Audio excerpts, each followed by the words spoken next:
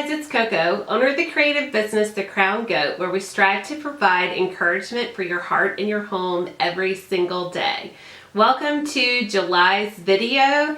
This one is all about morning routines, and it is by special request from Amber, one of our readers. Thank you, Amber, so much for emailing me and asking me for some tips and tricks about how to create a successful morning routine when you don't really feel like a morning person.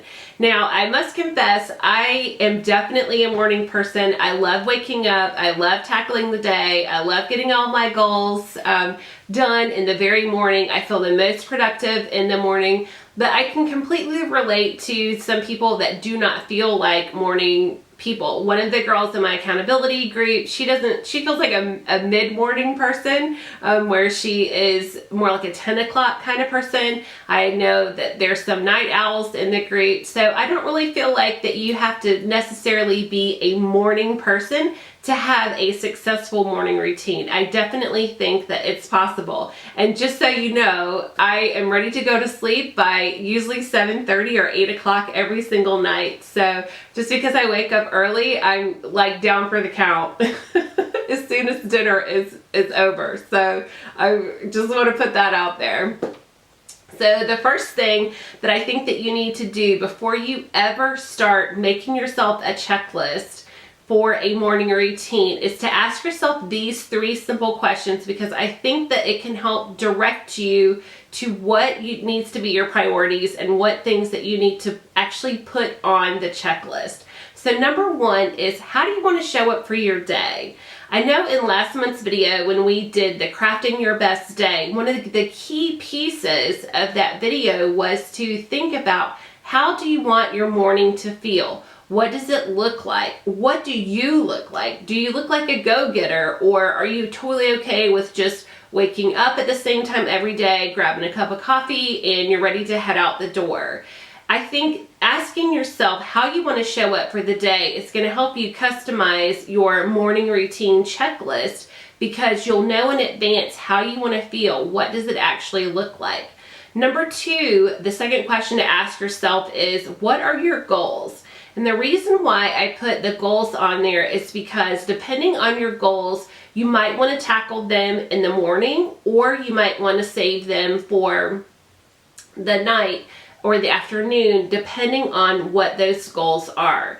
Now, it could be your goal is to love your family well, and so you want to spend 15 minutes with each kid in the morning, snuggling before you guys go off to work or go off to school. Maybe you want an hour with your, husband or whatever before you guys each go to work. You go your separate ways to be able to talk about things. Maybe you yourself need some quiet time in the mornings like I do. My morning is so sacred, and so I can definitely relate and appreciate to needing quiet time for the first hour, just to be able to get some things done, get your head right, get your spirit right, and then to feel like that you can tackle the day. So number two, I would definitely say to consider before you even start making your morning routine checklist is, what are your goals? After you have those two things, how do you want to show up for your day and what are your goals? The number three thing that you need to do is ask yourself, what plan of action do I need to have in place in order to make this morning routine successful? So this is where you're going to start creating your checklist, your plan of action, to be able to start putting into place those things that you want to accomplish and tackle for your day. So this is what going to be the framework of your morning routine. So say, for example, you want to start your day with a healthy meal. So you're either going to need to wake up in advance to make a healthy meal, or either you're going to need to prep work the night before. We do a ton of prep work. I think our morning routine is successful because we do a lot of prep work the night before. So maybe you want to make yourself a smoothie, maybe you want to make some egg white bites, maybe you want to make yourself a breakfast burrito. You could pack the lunches the night before. Those things are part of the plan of action that you need to do on the night before, so that when you wake up the next morning, you'll have the whole morning to dedicate to how do you want to show up for your day and what goals do you need to accomplish. Another thing about prepping the night before is clothes. Now this is huge. I used to stand in front of my closet and be like, what am I going to wear today? And it would take up so much time. And then I started organizing all of my clothes for the week on Sundays, and it drastically changed the amount of time that I had to devote to my goals in my morning routine in the mornings. So I would definitely say, if at all possible, set your clothes out the night before, and this includes your gym clothes. Now, I do not like working out in the mornings, but I know if I don't work out the first thing in the morning, I'm probably gonna skip it. And so there's a couple of other girls in my group that have done the same thing, and what we do is we lay our clothes, socks and shoes, in the bathroom, because as soon as we get through brushing our teeth, we know the very next thing that we're gonna do is put on those gym clothes, get on the treadmill, get in the gym, take a long walk with the dogs, take a dance class, whatever it is. We know that just putting on those clothes are gonna help to hold us accountable. And so that has been a huge change and difference in how we view our mornings, especially where working out is concerned, because it is not very much fun. Another thing that helps with a plan of action is how you want to feel in the mornings, as far as how centered that you are. So I take a good portion of my morning to have some quiet time. So I'm reading scripture, I'm doing daily affirmations, I'm writing in my journal. And so I keep all of those, I review my calendar, so I keep all of that in a stack, and I keep my pens, I keep my glasses, everything that I'm gonna need to be able to accomplish that goal for the next morning all together. So I know that I have to just, wake up and get my gym clothes on and immediately start getting into that portion of the routine, because it is very important to me to start my day off that way.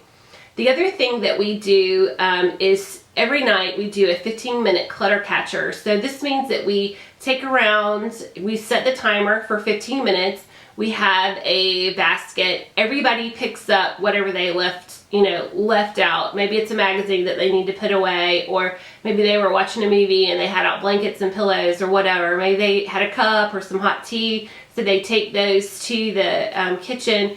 And that helps to not wake up to a mess. The next thing that also helps is that we run our dishwasher every night. So when you get through putting the dishes into the dishwasher from lunch prep or breakfast prep and dinner, run the dishwasher the night before. So when you wake up the next morning, you can empty out the dishwasher and put everything away.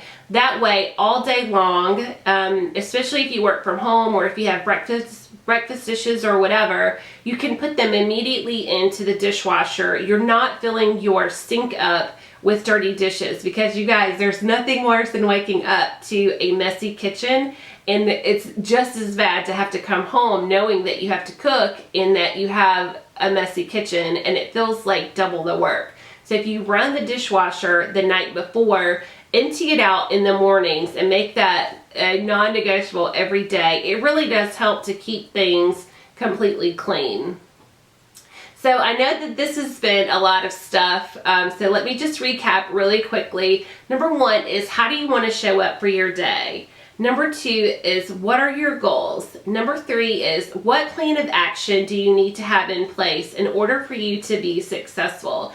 Now, at the end of the blog post, I did leave some things that I do every day. I make up my bed every single morning. It's the first thing that I do. I just want to feel like that I've tackled and accomplished something. So the minute that I get up, I make sure that the bed is made up, because it drives me bananas not to have the bed made up. And then I kind of go along with the rest of the tasks. So you can look at the list. It doesn't necessarily mean that you have to do everything on the list. Again, the reason why you're answering these 3 questions is to help customize it to what you need, what is going to make sure that you have the most successful day and that you have the most successful morning routine.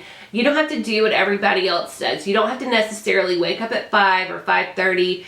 You don't have to wake up, if you don't want to wake up at 6, you just want to wake up at 7. Do what works best for you. I think if we've learned anything from this year and from these videos, is keep doing more of what works best for you and stop doing the things that are not working for you. Give yourself permission to stop doing those things.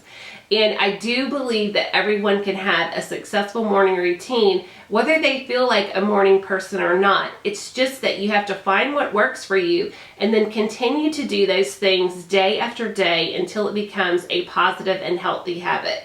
So Amber, thank you so much for your question. I hope all these tips have helped.